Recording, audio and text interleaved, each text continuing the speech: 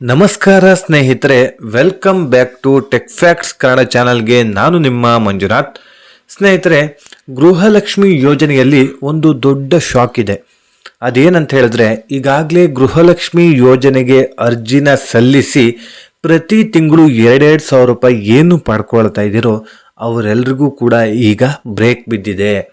So ಈಗ ಬಂದಿರುವಂಥದ್ದು CM ಆಗಿರುವಂಥದ್ದು DK ಶಿವಕುಮಾರ್ ಅವರು. ಈ ಒಂದು CM ಆಗಿರುವಂತಹ DK ಶಿವಕುಮಾರ್ ಅವರು ಹೊಸ ಒಂದಿಷ್ಟು ರೂಲ್ಸ್ಗಳನ್ನು ಈಗ ಜಾರಿಗೆ ತರ್ತಾ ಇದ್ದಾರೆ.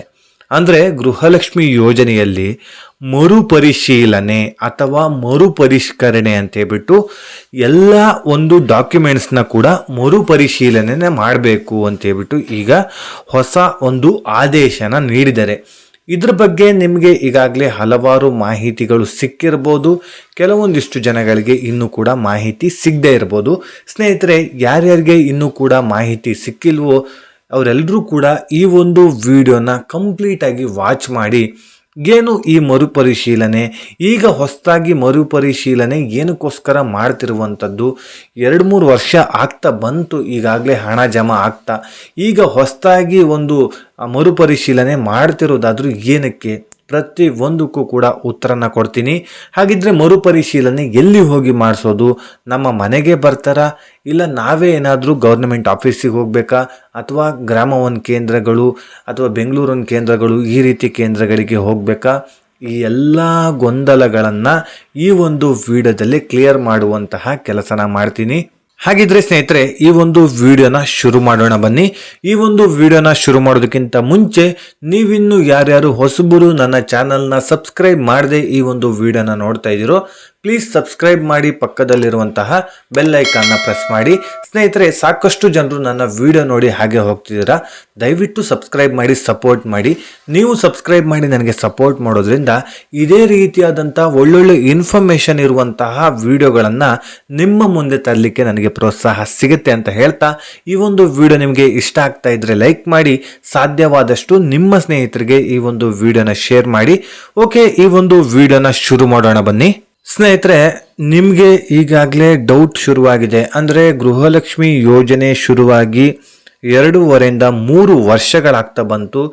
ಈಗ ಹೊಸದಾಗಿ ಮರುಪರಿಶೀಲನೆ ಅಥವಾ ಮರುಪರಿಷ್ಕರಣೆ ಅಂತ ಹೇಳ್ಬಿಟ್ಟು ಏನಕ್ಕೆ ತರ್ತಾ ಇದ್ದಾರೆ? ಇದುವರೆಗೂ ಸರಿಯಾಗಿ ಹಣ ಬರ್ತಾ ಇದೆ, 30ರಿಂದ 31ನೇ ಕಂತಿನ ಹಣ ತನಕನೂ ಹಣ ಜಮಾ ಆಗ್ತಾ ಇದೆ. ಈಗ ಹೊಸದಾಗಿ ಈ ಒಂದು ರೂಲ್ಸನ್ನು ತಂದಿರೋದಾದ್ರೂ ಏನಕ್ಕೋಸ್ಕರ? ಈ ಎಲ್ಲ ರೂಲ್ಸನ್ನ ಏನಕ್ಕೆ ತರಬೇಕಾಗಿತ್ತು? ಇನ್ನೊಂದು 2 ವರ್ಷ ಹೋದರೆ ಈ ಒಂದು ಕಾಂಗ್ರೆಸ್ ಸರ್ಕಾರ ಮುಗಿಯುತ್ತೆ. ಅದಾದ್ಮೇಲೆ ಏನಾದರೂ ಕಾಂಗ್ರೆಸ್ ಸರ್ಕಾರನೇ ಬಂತಂತ ಹೇಳಿದ್ರೆ ಹೊಸದಾಗಿ ಮತ್ತೆ ಮರುಪರಿಷ್ಕರಣೆ ಮಾಡಲಿ, ಆಗ ಬೇಕಾದ್ರೆ ತೊಂದರೆ ಇಲ್ಲ. 5 ವರ್ಷಗಳ ಅವಧಿನೇ ಇನ್ನೂ ಮುಗ್ದಿಲ್ಲ, ಅಷ್ಟರ ಒಳಗಡೆ 2ನೇ ಬಾರಿ ಈಗ ಮರುಪರಿಶೀಲನೆ ಮಾಡ್ತಾ ಇದ್ದಾರೆ. ಇದು ಎಷ್ಟರ ಮಟ್ಟಿಗೆ ಸರಿ? ಮತ್ತೆ ಹೋಗಿ ಕ್ಯೂನಲ್ಲಿ ನಿಂತ್ಕೋಬೇಕಾ, ಮತ್ತೆ ಹೋಗಿ ಅರ್ಜಿನ ಸಲ್ಲಿಸಬೇಕಾ ಅಂತೇಳ್ಬಿಟ್ಟು ಸಾಕಷ್ಟು ಜನರಿಗೆ ಈಗಾಗಲೇ ಟೆನ್ಷನ್ನ ಮಾಡ್ಕೊಳ್ಳೋದಕ್ಕೆ ಶುರು ಮಾಡ್ಕೊಂಡಿದ್ದೀರಾ. ಆದರೆ ದಯವಿಟ್ಟು ಟೆನ್ಷನ್ನ ಮಾಡ್ಕೊಳ್ಬೇಡಿ, ಆರಾಮಾಗಿರಿ. ನಾನು ಹೇಳುವಂಥ ಪ್ರತಿಯೊಂದು ಡಾಕ್ಯುಮೆಂಟ್ಸ್ನ ನೀವು ತೆಗೆದಿಟ್ಕೊಳ್ಳಿ, ನೀವು ಅರ್ಜಿನ ಆರಾಮಾಗಿ ಸಲ್ಲಿಸ್ಬೋದು. ಸ್ನೇಹಿತರೆ, ಮರುಪರಿಶೀಲನೆ ಮಾಡಿಕೊಂಡವರು ಆರಾಮಾಗಿ ಹೋಗಲಿ, ತೊಂದರೆ ಇಲ್ಲ. ನಿಮ್ಮ ಹತ್ರ ಈ ಎಲ್ಲ ಡಾಕ್ಯುಮೆಂಟ್ಸ್ಗಳು ಈಗಾಗಲೇ ಇದೆ. ನಾನು ಹೇಳ್ತಾ ಹೋಗ್ತೀನಿ, ಆ ಎಲ್ಲ ಡಾಕ್ಯುಮೆಂಟ್ಸ್ಗಳು ನಿಮ್ಮ ಹತ್ರ ಇದೆ. ಆದರೆ ಕೆಲವೊಂದಿಷ್ಟು ಸಮಸ್ಯೆಗಳು ಕೂಡ ಅದರಲ್ಲಿ ಇದೆ, ಅದನ್ನು ಈಗಲೇ ನೀವು ಸರಿ ಮಾಡ್ಕೊಳ್ಬೇಕಾಗತ್ತೆ. ಯಾಕಂತ ಹೇಳಿದ್ರೆ ನಿಮಗೆ ಈಗ ಸ್ವಲ್ಪ ದಿನ ಟೈಮ್ ಇದೆ. ಆದರೆ ಅವರು ನಿಮ್ಮ ಮನೆಗೆ ಬಂದರು ಅಂತ ಹೇಳಿದ್ರೆ, ಮನೆಗೆ ಬಂದಂಥ ಸಂದರ್ಭದಲ್ಲಿ ನಿಮಗೆ ಗೊಂದಲ ಶುರುವಾಗುತ್ತೆ. ಕೆಲವೊಂದಿಷ್ಟು ಡಾಕ್ಯುಮೆಂಟ್ಸ್ಗಳನ್ನು ಸರಿಪಡಿಸ್ಕೊಂಡು ಬರೋದಕ್ಕೆ ಟೈಮ್ ಹಿಡಿಯುತ್ತೆ, ಆಗ ಮತ್ತು ಕೂಡ ಲೇಟ್ ಆಗುತ್ತೆ. ಹಾಗೆ ಸರ್ವರ್ ಸಮಸ್ಯೆ, ಟೆಕ್ನಿಕಲ್ ಇಶ್ಯೂ, ಸಾಕಷ್ಟು ಸಮಸ್ಯೆಗಳಾಗುತ್ತೆ.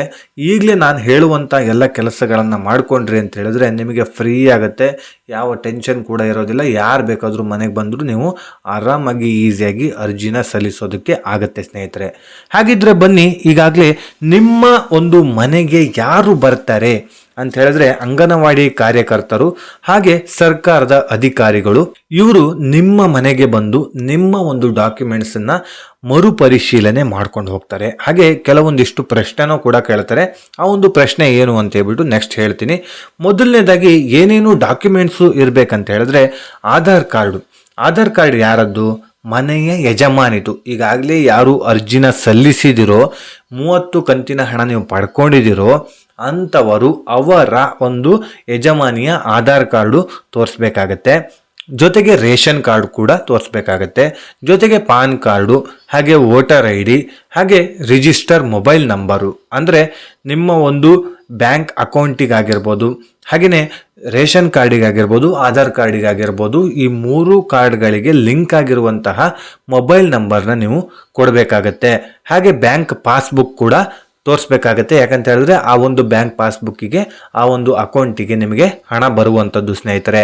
ಹಾಗೆ ಹಸ್ಬೆಂಡ್ನ ಮೊಬೈಲ್ ನಂಬರ್ ಕೂಡ ಕೊಡಬೇಕಾಗುತ್ತೆ ಸ್ನೇಹಿತರೆ. ಹಸ್ಬೆಂಡ್ ಇಲ್ಲ ಅಂತ ಹೇಳಿದ್ರೆ ತೊಂದರೆ ಇಲ್ಲ, ಇದ್ದವರು ನಿಮ್ಮ ಒಂದು ಏನು ಹಸ್ಬೆಂಡ್ನ ಮೊಬೈಲ್ ನಂಬರ್ನ ಕೊಡಬೇಕಾಗತ್ತೆ ಸ್ನೇಹಿತರೆ. ಹಾಗೆ ಮುಖ್ಯವಾಗಿ ಸ್ನೇಹಿತರೆ, ಕೆಲವೊಂದಿಷ್ಟು ಜನರು ಡೆತ್ ಆಗಿರ್ತಾರೆ. ಸೊ ಡೆತ್ ಆದರೂ ಕೂಡ ಅಂಥವರ ಹೆಸರನ್ನು ರೇಷನ್ ಕಾರ್ಡಲ್ಲಿ ತಿದ್ದುಪಡಿ ಮಾಡಿಸ್ಕೊಂಡಿರೋದಿಲ್ಲ. ಅಂಥವರ ಹೆಸರಿಗೆ ಬಂದಷ್ಟು ದಿನ ಬರಲಿ ಅಂತೇಳ್ಬಿಟ್ಟು ಗೃಹಲಕ್ಷ್ಮಿ ಯೋಜನೆಯಿಂದ ಹಣನ ಪಡ್ಕೊಳ್ತಾ ಇರ್ತೀರ. ಸೊ ಅಂಥವರನ್ನೆಲ್ಲರನ್ನೂ ಕೂಡ ಈಗ ಸ್ಟಾಪ್ ಮಾಡ್ತಾ ಇದ್ದಾರೆ. ಸೊ ಅಂಥವರ ರೇಷನ್ ಕಾರ್ಡ್ಗಳನ್ನು ಕೂಡ ಕ್ಯಾನ್ಸಲ್ ಮಾಡ್ತಾ ಇದ್ದಾರೆ ಸ್ನೇಹಿತರೆ. ಹೌದು, ಈ ರೀತಿ ಸಾಕಷ್ಟು ಜನರು ರೇಷನ್ ಕಾರ್ಡ್ನ ಕಳ್ಕೊಳ್ತಾ ಇದ್ದಾರೆ. ಹಾಗೆ ಈ ಒಂದು ಗೃಹಲಕ್ಷ್ಮಿ ಯೋಜನೆಯಿಂದ ಹಣ ಬರ್ತಾ ಇರೋದು ಕೂಡ ಸ್ಟಾಪ್ ಮಾಡ್ತಾ ಇದ್ದಾರೆ. ಹೌದು, ಈಗಾಗಲೇ ಡೆತ್ ಆಗಿದೆ, ಡೆತ್ ಆಗಿಬಿಟ್ಟಿದೆ, ಏನು ಮಾಡೋದಕ್ಕಾಗೋದಿಲ್ಲ. ಅಂಥವರ ಹೆಸರನ್ನ ತಿದ್ದುಪಡಿ ಮಾಡಿಸಿಲ್ಲ ಅಂತ ಹೇಳಿದ್ರೆ ನಾವು ಅರ್ಜಿನ ಸಲ್ಲಿಸ್ಬೋದಾ ಅಂತ ಹೇಳಿದ್ರೆ ಖಂಡಿತವಾಗ್ಲೂ ಇಲ್ಲ ಸ್ನೇಹಿತರೆ. ನಿಮ್ಮ ಒಂದು ರೇಷನ್ ಕಾರ್ಡಲ್ಲಿ ಮನೆಯ ಯಜಮಾನಿ ಯಾರಾಗಿರ್ತಾರೋ ಅವರ ಹೆಸರನ್ನು ತಿದ್ದುಪಡಿ ಮಾಡಿಸ್ಬೇಕಾಗತ್ತೆ. ಅವರ ಹೆಸರನ್ನು ತೆಗೆದು ಅವರನ್ನ ರಿಮೂವ್ ಮಾಡಿ ರೇಷನ್ ಕಾರ್ಡಿಂದ ನಿಮ್ಮ ಅಂದರೆ ನೆಕ್ಸ್ಟ್ ಯಾರು ಮನೆಯ ಯಜಮಾನಿ ಆಗ್ತಿರೋ ಅಂಥವರ ಹೆಸರನ್ನು ಅಲ್ಲಿ ಸೇರ್ಪಡೆ ಮಾಡಬೇಕಾಗತ್ತೆ. ಸೇರ್ಪಡೆ ಮಾಡಿದ ನಂತರದಲ್ಲಿ ಅಂಥವರಿಗೆ ಈಗ ಅರ್ಜಿನ ಸಲ್ಲಿಸೋದಕ್ಕೂ ಕೂಡ ಅವಕಾಶ ಸಿಗುತ್ತೆ ಸ್ನೇಹಿತರೆ. ಮರುಪರಿಶೀಲನೆ ನಿಮ್ಮ ಡಾಕ್ಯುಮೆಂಟ್ಸ್ ಮಾಡೋದ್ರ ಜೊತೆಗೆ ನಿಮಗೂ ಅರ್ಜಿನ ಸಲ್ಲಿಸೋದಕ್ಕೆ ಅವಕಾಶ ಸಿಗುತ್ತೆ ಸ್ನೇಹಿತರೆ. ಈ ರೀತಿ ಸಾಕಷ್ಟು ಜನರು ಮಾಡ್ತಾ ಇದ್ದಾರೆ. ಅಂದರೆ ಡೆತ್ ಸರ್ಟಿಫಿಕೇಟ್ನ ತೋರಿಸದೆ ಅವರ ಒಂದು ಡೆತ್ ಆಗಿದ್ರೂ ಕೂಡ ಅವರ ಹೆಸರಲ್ಲಿ ರೇಷನ್ನ ಪಡ್ಕೊಳ್ಳೋದಾಗಿರ್ಬೋದು, ಪಿಂಚಣಿನ ಪಡ್ಕೊಳ್ಳೋದಾಗಿರ್ಬೋದು, ಹಾಗೆ ಈಗಾಗಲೇ ಈ ರೀತಿಯಾಗಿ ಗೃಹಲಕ್ಷ್ಮಿ ಯೋಜನೆಯಿಂದ ಹಣನ ಪಡ್ಕೊಳ್ಳೋದಾಗಿರ್ಬೋದು, ಈ ರೀತಿ ಸಾಕಷ್ಟು ಜನ ಮಾಡ್ತಾ ಇರೋದ್ರಿಂದನೇ ಇದನ್ನು ಮರುಪರಿಶೀಲನೆ ಮಾಡಿ ಅಂತೇಳ್ಬಿಟ್ಟು ಸ್ವತಃ CM ಆಗಿರುವಂತಹ DK ಶಿವಕುಮಾರ್ ಅವರು ಅಧಿಕಾರಿಗಳಿಗೆ ಹೊಸ ಒಂದು ಚಾಟಿನ ಬೀಸಿರುವಂಥದ್ದು ಸ್ನೇಹಿತರೆ. ಸರ್ಕಾರಕ್ಕೆ ಕೋಟಿಗಟ್ಟಲೆ ಹಣ ಇದರಿಂದ ಲಾಸ್ ಆಗ್ತಾ ಇದೆ. ಡೆತ್ ಆಗಿದ್ರೂ ಕೂಡ ಅಂಥವರಿಗೆ ಈ ಒಂದು ಯೋಜನೆಗಳಿಂದ ಹಣ ಹೋಗ್ತಾ ಇದೆ. ಯಾರಿಗೆ ಅವಶ್ಯಕತೆ ಇದೆಯೋ ಅಂಥವರಿಗೆ ಬಿಟ್ಟು ಅವಶ್ಯಕತೆ ಇಲ್ದಿರುವಂಥ ವ್ಯಕ್ತಿಗಳಿಗೆ ಹಣ ಪೋಲಾಗ್ತಾ ಇದೆ ಅಂತೇಳ್ಬಿಟ್ಟು ಈಗಾಗಲೇ DK ಶಿವಕುಮಾರ್ ಅವರು ಪ್ರತಿ ಒಂದು ಡಾಕ್ಯುಮೆಂಟ್ಸಲ್ಲೂ ಕೂಡ ಸರ್ವೆನ ನಡೆಸ್ತಾ ಇದ್ದಾರೆ ಸ್ನೇಹಿತರೆ. ಗೃಹ ಜ್ಯೋತಿ ಯೋಜನೆಯಲ್ಲೂ ಕೂಡ ಈ ಒಂದು ಸರ್ವೆನ ಮಾಡ್ತಾ ಇದ್ದಾರೆ. ಅಂದರೆ ಉಚಿತ ವಿದ್ಯುತ್ 200 ಯೂನಿಟ್ ವಿದ್ಯುತ್ ಏನಿದೆಯೋ ಆ ಒಂದು 200 ಯೂನಿಟ್ ವಿದ್ಯುತ್ ಫ್ರೀನಲ್ಲಿ ಹೊಸ ಒಂದು ನಿಯಮಗಳನ್ನು ತರ್ತಾ ಇದ್ದಾರೆ. ನಿಮ್ಮ ಡಾಕ್ಯುಮೆಂಟ್ಸ್ಗಳನ್ನು ಕಲೆಕ್ಟ್ ಮಾಡಿಕೊಂಡು ಯಾರ್ಯಾರು ಅರ್ಹರೋ ಅಂಥವರಿಗೆ ಈ ಒಂದು ಉಚಿತ ವಿದ್ಯುತ್ ಸಿಗುತ್ತೆ, ಯಾರ್ಯಾರು ಅನರ್ಹರೋ ಅಂಥವರಿಗೆ ಉಚಿತ ವಿದ್ಯುತ್ ಸಿಗೋದಿಲ್ಲ ಸ್ನೇಹಿತರೆ. ಸೊ ಇದ್ರ ಬಗ್ಗೆ ಈಗಾಗಲೇ ನಿನ್ನೆ ವಿಡಿಯೋ ಮಾಡಿ ತಿಳಿಸಿದ್ದೀನಿ. ಈ ವಿಡಿಯೋ ಎಂಡಲ್ಲಿ ಆ ಒಂದು ವಿಡಿಯೋ ಬರೋ ರೀತಿ ಮಾಡ್ತೀನಿ. ಆ ವಿಡಿಯೋ ಮೇಲೆ ಜಸ್ಟ್ ನೀವು ಟ್ಯಾಪ್ ಮಾಡೋದ್ರ ಮೂಲಕ ಅದರಲ್ಲೂ ಒಂದಿಷ್ಟು ಇನ್ಫಾರ್ಮೇಷನ್ ಇದೆ, ಅದನ್ನು ಕೂಡ ನೀವು ತಿಳ್ಕೊಳ್ಬೋದು ಸ್ನೇಹಿತರೆ. ಓಕೆ, ಈ ವಿಡಿಯೋನ ಮುಂದುವರ್ಸೋಣ. ಈಗಾಗಲೇ ಇದಿಷ್ಟು ಡಾಕ್ಯುಮೆಂಟ್ಸ್ನ ನೀವು ಇಟ್ಕೊಂಡ್ರಿ ಅಂತ ಹೇಳಿದ್ರೆ ಸಾಕಾಗತ್ತೆ. ಜೊತೆಗೆ ಸ್ನೇಹಿತರೆ, ಆಧಾರ್ ಕಾರ್ಡು, ರೇಷನ್ ಕಾರ್ಡು, ಜೊತೆಗೆ ಬ್ಯಾಂಕ್ ಪಾಸ್ಬುಕ್ಕು, ಬ್ಯಾಂಕ್ ಅಕೌಂಟ್ ಏನಿದೆಯೋ ಈ 3ಕ್ಕೂ ಒಂದೇ ಮೊಬೈಲ್ ನಂಬರ್ನ ಕೊಡಬೇಕಾಗತ್ತೆ. ಮೊಬೈಲ್ ನಂಬರ್ ಚೇಂಜ್ ಆದರೆ ನಿಮಗೆ ಹಣ ಖಂಡಿತವಾಗ್ಲೂ ಬರೋದಿಲ್ಲ. ಈಗಲೇ ಇದನ್ನು ಸರಿಪಡಿಸ್ಕೊಂಡು ಬನ್ನಿ. ಜೊತೆಗೆ ಒಂದಿಷ್ಟು ಕ್ವಶನ್ಗಳನ್ನು ನಿಮ್ಮ ಹತ್ರ ಕೇಳ್ತಾರೆ ಸ್ನೇಹಿತರೆ. ಟ್ಯಾಕ್ಸ್ ಕಟ್ತಾ ಇದ್ದೀರಾ, ಹಾಗೆ GST ಕಟ್ತಾ ಇದ್ದೀರಾ, ಹಾಗೆ ಸರ್ಕಾರಿ ನೌಕರರು ನಿಮ್ಮ ಮನೇಲಿ ಇದ್ದಾರಾ ಅಂತೇಳ್ಬಿಟ್ಟು ಕೂಡ ಕೇಳ್ತಾರೆ. ಈ 3ರಲ್ಲಿ ಯಾವುದು ಒಂದಿದ್ರೂ ಕೂಡ ನಿಮಗೆ ಹಣ ಬರೋದಿಲ್ಲ. ಜೊತೆಗೆ ನಿಮ್ಮ ಒಂದು ರೇಷನ್ ಕಾರ್ಡು BPL ಅಥವಾ ಅಂತ್ಯೋದಯದಿಂದ APL ಕಾರ್ಡ್ ಆಗಿ ಕನ್ವರ್ಟ್ ಆಗುತ್ತೆ ಸ್ನೇಹಿತರೆ, ಆಟೋಮೆಟಿಕ್ಲಿ ಕನ್ವರ್ಟ್ ಆಗುತ್ತೆ. ಸೊ ಟ್ಯಾಕ್ಸ್ ಕಟ್ತಾ ಇದ್ರು, GST ಕಟ್ತಾ ಇದ್ರು, ಹಾಗೆ ಸರ್ಕಾರಿ ನೌಕರರಾಗಿದ್ದರೆ ನಿಮ್ಮ ಒಂದು ರೇಷನ್ ಕಾರ್ಡು ಜೊತೆಗೆ ಗೃಹಲಕ್ಷ್ಮಿ ಯೋಜನೆ ಎರಡೂ ಕೂಡ ಬಂದಾಗತ್ತೆ. ಹಾಗೆಯೇ ಈ ಒಂದು ವಿಷಯಗಳನ್ನು ನೀವು ನೋಡ್ಕೊಳ್ಳೇಬೇಕಾಗತ್ತೆ. ರೇಷನ್ ಕಾರ್ಡ್ಗಳಿಗೆ ಆಧಾರ್ ಕಾರ್ಡು ಲಿಂಕ್ ಆಗಿರಲೇಬೇಕಾಗುತ್ತೆ ಸ್ನೇಹಿತರೆ. ನಿಮ್ಮ ಒಂದು ರೇಷನ್ ಕಾರ್ಡಿಗೆ ಕುಟುಂಬದ ಯಜಮಾನಿ ಯಾರಾಗಿರ್ತಾರೋ ಅಂಥವರ ಆಧಾರ್ ಕಾರ್ಡು ಲಿಂಕ್ ಆಗಿರಲೇಬೇಕಾಗುತ್ತೆ, ಈ KYC ಆಗಿರಲೇಬೇಕಾಗುತ್ತೆ. ಹಾಗೆಯೇ ಆಧಾರ್ ಕಾರ್ಡ್ ಹಾಗೂ ರೇಷನ್ ಕಾರ್ಡ್ಗೆ ಮೊಬೈಲ್ ನಂಬರು ಲಿಂಕ್ ಆಗಿರಬೇಕು. ನಾನು ಈಗಾಗಲೇ ಹೇಳಿದಾಗೆ ಲಿಂಕನ್ನು ನೀವು ಮಾಡಿಸಿರ್ಬೇಕಾಗತ್ತೆ. ಸೊ ನಿಮಗೆ ಈಗ ಡೌಟ್ ಇರುವಂಥದ್ದು, ನಾವು ಎಲ್ಲೂ ಹೋಗಿ ಅರ್ಜಿನ ಸಲ್ಲಿಸೋದು ಬೇಡ, ಮನೆಗೆ ಬಂದುಬಿಡ್ತಾರಾ ಅಂತೇಳ್ಬಿಟ್ಟು ಕೇಳ್ಬೋದು. ಖಂಡಿತವಾಗ್ಲೂ ಹೌದು ಸ್ನೇಹಿತರೆ, ನೀವು ಎಲ್ಲೂ ಕೂಡ ಹೋಗೋದು ಬೇಡ. ಗ್ರಾಮೋನ್ ಕೇಂದ್ರಗಳಿಗೂ ಹೋಗೋದು ಬೇಡ, ಬಾಪೂಜಿ ಸೇವಾ ಕೇಂದ್ರಗಳಿಗೂ ಹೋಗೋದು ಬೇಡ, ಬೆಂಗಳೂರೊಂದಿಗೂ ಹೋಗೋದು ಬೇಡ. ನಿಮ್ಮ ಮನೆಗೆ ಸರ್ಕಾರದ ಅಧಿಕಾರಿ ಜೊತೆಗೆ ಅಂಗನವಾಡಿ ಕಾರ್ಯಕರ್ತರು ಬರ್ತಾರೆ. ಸೊ ಅವರು ಬಂದ ನಂತರದಲ್ಲಿ ಈ ಎಲ್ಲ ಡಾಕ್ಯುಮೆಂಟ್ಸ್ಗಳನ್ನು ನೀವು ಅವರಿಗೆ ಕೊಡಬೇಕಾಗತ್ತೆ. ಅವರು ಮೊಬೈಲಲ್ಲೇ ಪ್ರತಿಯೊಂದನ್ನು ಕೂಡ ಅಪ್ಡೇಟ್ ಮಾಡಿಕೊಂಡು ಹೋಗಿ ನೀವು ಅರ್ಹರೋ ಅನರ್ಹರೋ ಪ್ರತಿಯೊಂದು ಕೂಡ ಡಿಸೈಡ್ ಮಾಡ್ತಾರಲ್ಲೇ. ನಿಮ್ಮ ಒಂದು ಡಾಕ್ಯುಮೆಂಟ್ಸ್ ಎಲ್ಲದೂ ಸಬ್ಮಿಟ್ ಆಯ್ತು ಅಂತ ಹೇಳಿದ್ರೆ ನಿಮಗೆ ಅಲ್ಲೇ ಗೊತ್ತಾಗುತ್ತೆ ನಿಮಗೆ ಗೃಹಲಕ್ಷ್ಮಿ ಯೋಜನೆಯಲ್ಲಿ ಪರಿಶೀಲನೆ ಆಗಿದೆ, ಪರಿಷ್ಕರಣೆ ಆಗಿದೆ, ಯಾವ ಒಂದು ಸಮಸ್ಯೆ ಕೂಡ ಇಲ್ಲ, ಮುಂದಿನ ತಿಂಗಳಿಂದ ನಿಮಗೆ 2,000 ರೂಪಾಯಿ ಹಣ ಬರುತ್ತೆ ಅನ್ನೋದು ಅಲ್ಲೇ ನಿಮಗೆ ಕ್ಲಿಯರ್ ಆಗಿಬಿಡುತ್ತೆ. ಅಲ್ಲೇ ನಿಮಗೆ ಅವರು ಹೇಳ್ತಾರೆ ಅಧಿಕಾರಿಗಳು. ಹಾಗೆಯೇ ಸ್ನೇಹಿತರೆ, ಇನ್ನೊಂದು ಮುಖ್ಯವಾಗಿ ಇರುವಂಥ ವಿಷಯ ಕೂಡ ಇದೆ. ಇದೇ ಒಂದು ವಿಚಾರನ ಇಟ್ಕೊಂಡು ಕೆಲವೊಂದಿಷ್ಟು ಜನ ಫ್ರಾಡ್ ಮಾಡುವಂತಹ ಕೆಲಸಗಳು ಇರುತ್ತೆ ಸ್ನೇಹಿತರೆ. ನಿಮ್ಮ ಪಾಸ್ಬುಕ್ ತನ್ನಿ, ಅದನ್ನು ತನ್ನಿ, ಇದನ್ನು ತನ್ನಿ, OTP ಹೇಳಿ ಅಂತ ಹೇಳ್ಬಿಟ್ಟು ನಿಮ್ಮ ಮನೆಗೆ ಬಂದು ಫ್ರಾಡ್ ಮಾಡುವ ಚಾನ್ಸಸ್ ಕೂಡ ಇರುತ್ತೆ, ನಿಮ್ಮ ಅಕೌಂಟ್ನ ಹ್ಯಾಕ್ ಮಾಡುವ ಚಾನ್ಸಸ್ ಕೂಡ ಇರುತ್ತೆ. ಸೊ ಹಾಗಾಗಿ ಇನ್ನೂ ಕೂಡ ಈ ಒಂದು ಗೃಹಲಕ್ಷ್ಮಿ ಯೋಜನೆಯ ಪರಿಷ್ಕರಣೆ ಶುರು ಆಗಿಲ್ಲ, ಅಂದರೆ ಇದು ಚಾಲನೆಗೊಂಡಿಲ್ಲ. ಚಾಲನೆ ಆಗೋದಕ್ಕೆ ಕೆಲವು ದಿನಗಳು ಬಾಕಿ ಇದೆ. ಪ್ರತಿಯೊಂದು ಕೂಡ ಪ್ಲಾನ್ ಆಗಿದೆ. ಈಗಾಗಲೇ ಈ ತಿಂಗಳು ನಿಮಗೆ ಗೃಹ ಜ್ಯೋತಿ ಉಚಿತ ವಿದ್ಯುತ್ ಇದೆಯೋ, ಉಚಿತ ವಿದ್ಯುತ್ನಲ್ಲಿ ನಿಮಗೆ ಅಧಿಕಾರಿಗಳು ನಿಮ್ಮ ಮನೆಗೆ ಬಂದು ಪರಿಷ್ಕರಣೆನ ಮಾಡ್ತಾ ಇದ್ದಾರೆ. ಸೊ ಅದು ಮುಗಿತಾ ಇದ್ದಂಗೆ ಗೃಹಲಕ್ಷ್ಮಿ ಆಗುವ ಚಾನ್ಸಸ್ ಕೂಡ ಇದೆ ಸ್ನೇಹಿತರೆ.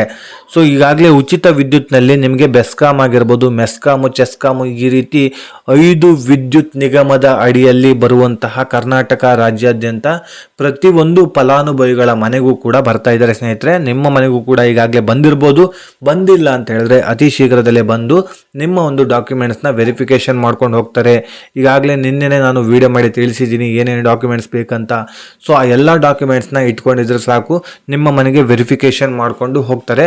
ಅದಾದಮೇಲೆ ನಿಮಗೆ ಉಚಿತ ವಿದ್ಯುತ್ತು ಇದುವರೆಗೂ ಯಾವ ರೀತಿಯಾಗಿ ನೀವು ಪಡ್ಕೊಂಡಿದ್ದೀರೋ ಅದೇ ರೀತಿಯಾಗಿ ಮುಂದಿನ ದಿನಗಳಲ್ಲೂ ಕೂಡ ಪಡ್ಕೊಂಡು ಹೋಗ್ತೀರಾ ಸ್ನೇಹಿತರೆ.